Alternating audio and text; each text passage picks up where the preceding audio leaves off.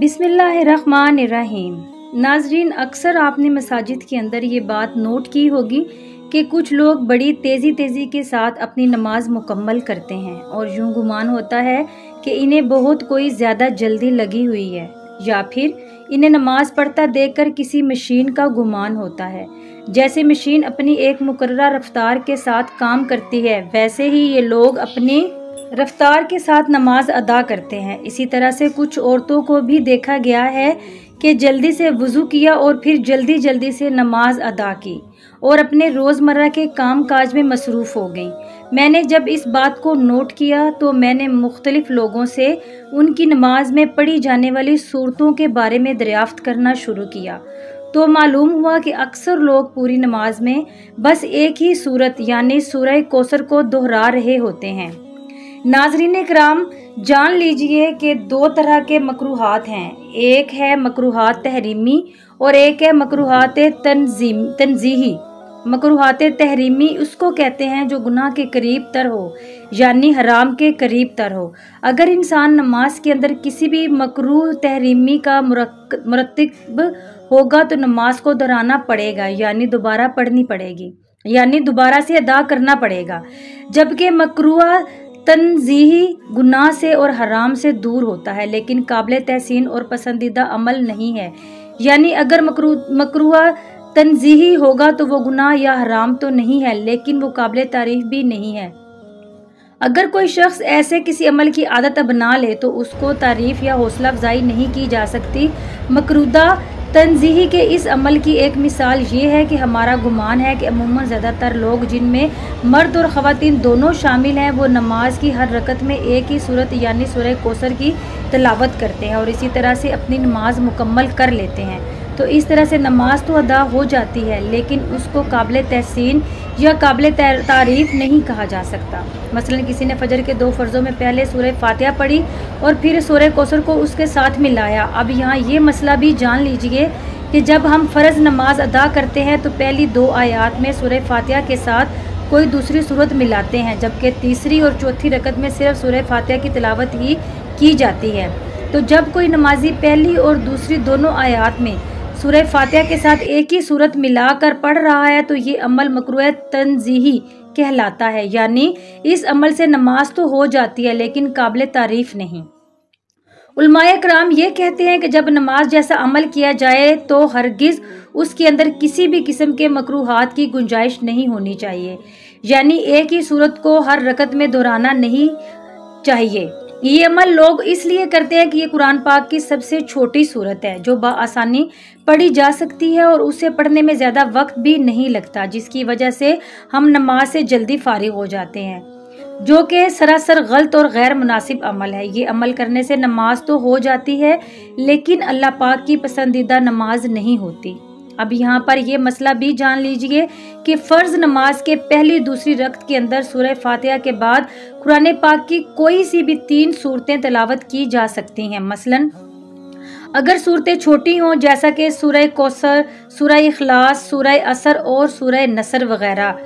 बहुत कम आयात हैं तो कम से कम 3 या फिर मुकम्मल एक सूरत की तिलावत की जाए, और अगर कोई बड़ी सूरत हो जो एक ही सूरत 3 के बराबर हो तो फिर एक सूरत की तिलावत करने से भी नमाज अदा हो जाती है, या फिर बड़ी वाली 2 सूरतें भी पढ़ी जा सकती हैं। तो ये है फ़र्ज़ नमाज का मसला। लिहाजा अपने घर की ख़वातीन को भी ये बात समझाएं कि हर रकत में सूरह कौसर नहीं पढ़नी बल्कि मुख्तलिफ सूरतें बदल कर पढ़नी हैं। अब आ जाते हैं सुन्नत और नवाफल की जानिब। तो इनमें तहज्जुद की नमाज है, चाशत, इशराक और दूसरे नवाफल की नमाजें हैं। मसलन सलातुल हाजत है, सलातुल तौबा है, या कोई शुक्राने के नवाफल की मन्नत मानी हुई है कि मेरा फला काम बखूबी अदा हो जाए तो मैं अल्लाह की खुशनुदी की खातिर इतने नवाफल अदा करूँगी। तो फ़र्ज़ नमाजों के अलावा जितनी भी नमाजें हैं इनकी तमाम रकतों के अंदर आप एक ही सूरत पढ़ सकते हैं और ये अमल बिला कराहत है, यानी इसमें कोई कराहत और कबाहत नहीं है। फ़राइज़ के अलावा दूसरी नमाजों में एक ही सूरत दोहराने से मकरूदा कोई शक पैदा नहीं होता। तो मकरूदा तंज़ीही का मसला सिर्फ़ और सिर्फ फ़र्ज़ नमाजों के अंदर है। तो ये मसला बहुत छोटा सा और बारीक सा मसला है कि बाज़ औक़ात लोग कहते हैं कि जी میں نے کسی سے پوچھا تھا تو انہوں نے کہا تھا کہ ہر رکعت کے اندر آپ ایک ہی سورت پڑھ سکتے ہیں۔ تو آپ لوگ بھی جان لیجئے کہ بالکل آپ ہر رکعت کے اندر ایک ہی سورت پڑھ سکتے ہیں، لیکن فرض نمازوں کے علاوہ۔ فرض نماز میں اگر آپ ایک ہی سورت کو دہرا رہے ہیں تو یہ مکروہ تنزیہی ہے، یعنی نماز تو ادا ہو جائے گی لیکن یہ عمل قابل تحسین اور پسندیدہ عمل نہیں ہے۔ ناظرین، اب دوسرا مسئلہ یا دوسری بات جو ضروری کرنے والی ہے، تو چاہے مرد حضرات ہوں یا مساجد میں جا کر نماز کرتے ہیں یا خواتین ہو جو گھروں میں نماز ادا کرتی ہیں، تو ہر ایک کو، ہر مرد اور ہر عورت کو چاہیے کہ قرآن پاک کی آخری 10 صورتیں بما ترجمہ اور تجوید اچھی طرح سے یاد کریں، یعنی سورہ فیل سے لے کر سورہ ناس تک۔ یہ 10 سورہ مبارکہ ہر مسلمان کو آنی چاہیے۔ عموماً اگر کسی مسلمان کو چاروں کل اور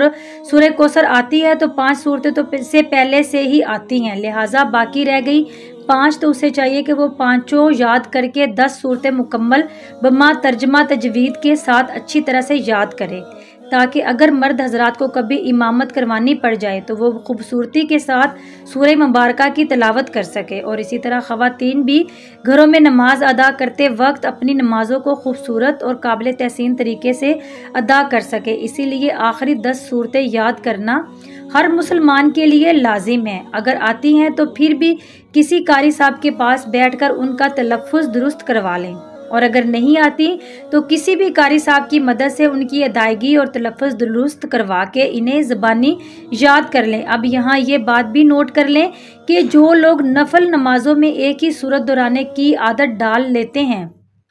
وہ سورہ کوثر ہے یا سورہ اخلاص ہے یا کوئی بھی دوسری سورت ہے۔ اب مسئلہ تو یہ ہے کہ فرض نمازوں کے علاوہ آپ ہر نماز میں ایک ہی سورت بار بار دہرا سکتے ہیں اور اس میں کوئی حرج بھی نہیں ہے، لیکن جو لوگ نوافل اور سنتوں میں ایک ہی سورت کو بار بار دہرا رہے ہوں گے تو لاشعوری طور پر ان سے فرض نمازوں میں بھی یہ غلطی ہوگی کہ وہ فرض نماز دونوں رکعتوں میں بھی ایک ہی سورت دہرا لیں گے، اور یہ عمل وہ جان بوجھ کر نہیں کریں گے بلکہ بے دھیانی کے طور پر ان سے سرزد ہو جائے گا۔ اب یہاں یہ بات بھی قابل ذکر ہے کہ کچھ ایسی نمازیں ہیں